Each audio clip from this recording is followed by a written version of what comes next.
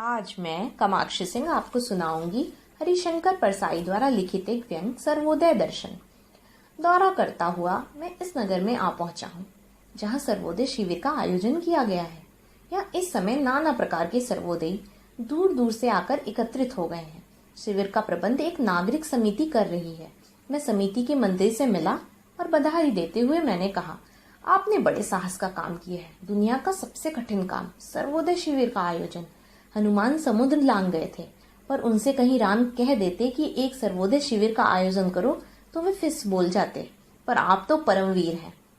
मंत्री ने सर्वोदयी संकोच से प्रशंसा स्वीकार करते हुए कहा, मैं तो निमित्त मात्र हूँ, ईश्वर की कृपा से सब प्रबंध हुआ जा रहा है। सर्वोदय के लिए भोजन की व्यवस्था करना ही सबसे कठिन काम है। ये दुर्लभ वस्तुएं ग्रहण करते हैं। हमने 15-20 स्त्रियों को चक्कियों पर बैठा दिया है और वे दिन रात पीसा करती हैं। 30-40 पीपे तिल का तेल शिविर में रखवा दिया है। ये लोग तेल पीते हैं ना। शहद लाने के लिए हमने 8 आदमी जंगल में भेजे थे। उनमें से 4 को मधुमक्खियों ने ऐसा काटा कि वे अस्पताल में पड़े हैं। बाकी 4 अभी लौटे नहीं। कल एक सर्वोदयी बोले कि मैं हर अमावस्या को गुलजमार खाता हूँ। हम बड़े परेशान हुए कि यह क्या चीज है और कहाँ मिलती है। हमने एक प्रोफेसर को इसकी खोज करने के लिए लगाया।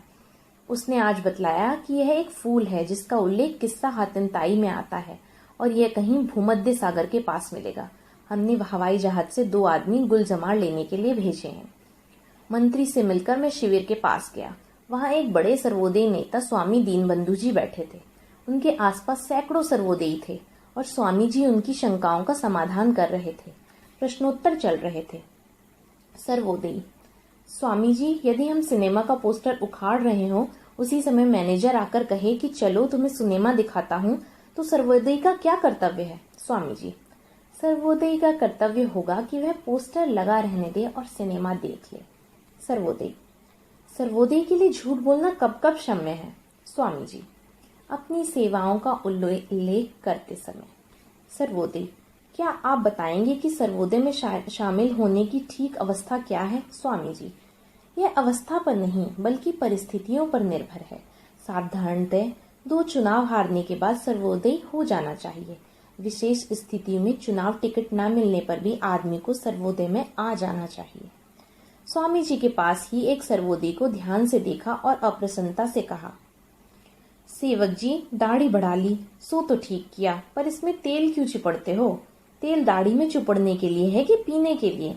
सेवक जी लज्जित हुए, कहने लगे, भूल हुई, अब तेल नहीं चिपड़ूंगा।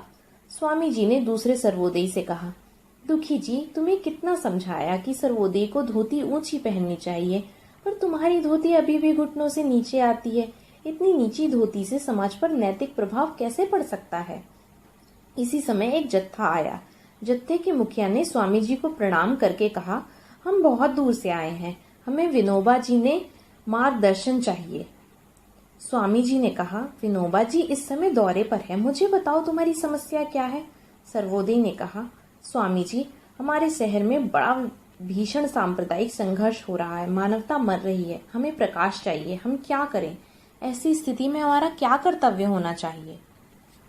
स्वामी जी ने कहा, जब वहाँ संघर्ष चल रहा है तब तुमने अच्छा किया जो यहाँ आ गए।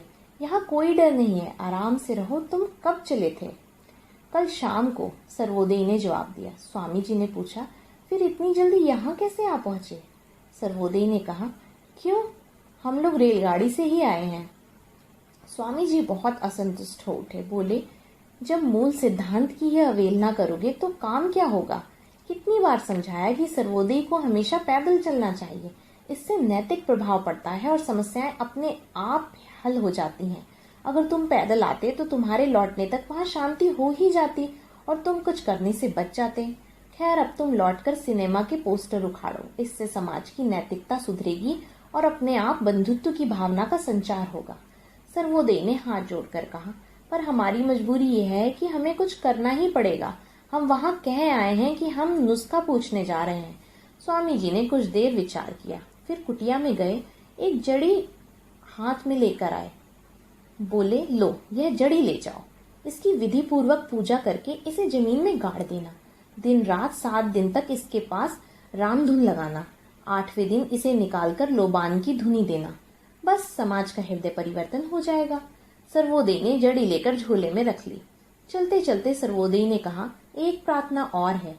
राष्ट्रपति ने डाकुओं को नष्ट करने के मेडल पुलिस अफसरों को दे दिए हैं। मेडल तो हमें मिलने चाहिए थे। डाकुओं का हृदय परिवर्तन करके हमने उनका नाश किया है। स्वामी जी ने कहा, तुम्हारी शिकायत ठीक है। हम राष्ट्रपति से प्रार्थना करेंगे और तुम्हें मेडल दिलवाएंगे। यदि राष्ट्रपति ने मेडल नहीं दिए तो डाकुओं से दिलवाएंगे।